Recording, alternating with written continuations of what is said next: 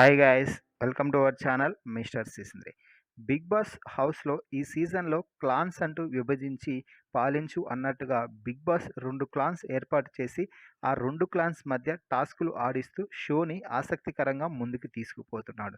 ఇక ప్రస్తుతానికి big boss హౌస్లో శక్తి క్లాన్ అలాగే కాంతారా క్లాన్ అన్నట్టుగా షో సాగుతుంది. ఇక ఇదిలా ఉంటే ఈ వారం చీఫ్ టాస్క్లో భాగంగా ప్రభావతి 2.0 టాస్క్ ఇచ్చిన సంగతి తెలిసిందే. ఈ టాస్క్లో నిఖిల్ క్లాన్ అయినటువంటి శక్తి టీం విజయం సాధించింది. దీంతో క్లాన్ చీఫ్ కంటెండర్ అయ్యే అవకాశాన్ని పొందారు శక్తి టీం మెంబర్స్. అలాగే ఇప్పటికే చీఫ్ అయిన కారణంగా నిఖిల్ డైరెక్ట్గా క్లాన్ చీఫ్ కంటెండర్ అయ్యాడు. రెడ్ ఎగ్ కారణంగా సోనియా క్లాన్ చీఫ్ అయ్యే అవకాశాన్ని పొందింది. దీనితో వీరిద్దరి మధ్య బిగ్ బాస్ ఒక టాస్క్ అయితే పెట్టడం జరిగింది. ఆ టాస్క్లో సోనియా చిత్తుగా ఓడడంతో నిఖిల్ మరోసారి చీఫ్ అయ్యే అవకాశాన్ని పొందాడని చెప్పవచ్చు.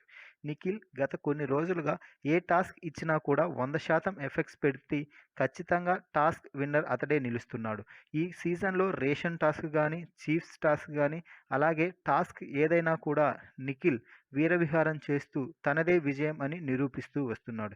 నిఖిల్ చూస్తేనే చాలామంది భయంతో టాస్క్లో ఓటమిని అంగీకరించేస్తున్నారు అంటే నిఖిల్ సామర్థ్యం ఏమిటో అర్థం చేసుకోవచ్చు. ప్రభావతి 2.0 టాస్క్ అయిపోయినాక కూడా యష్మి, ప్రేరణ మాట్లాడుతూ నిఖిల్ చాలా స్ట్రాంగ్, వాడు ఒక రాక్షసుల్లా పోరాడుతున్నాడు, వాణ్ణి ఓడించడం ఎవరి వల్ల కావడం లేదు అంటూ మాట్లాడారు అంటే అమర్ అర్థం చేసుకోవచ్చు నిఖిల్ శక్తి ఏ రేంజ్లో ఉందో. మొత్తంగా నిఖిల్ వరుసగా 4వ వారం కూడా శక్తిని లీడ్ చేయబోతున్నాడు. వచ్చే వారం కూడా నిఖిల్ క్లాన్ చీఫ్గా ఎంపికవ్వడంపై మీ అభిప్రాయాన్ని కామెంట్స్ రూపంలో తెలపండి. Please subscribe our channel mister సీసంద్రి.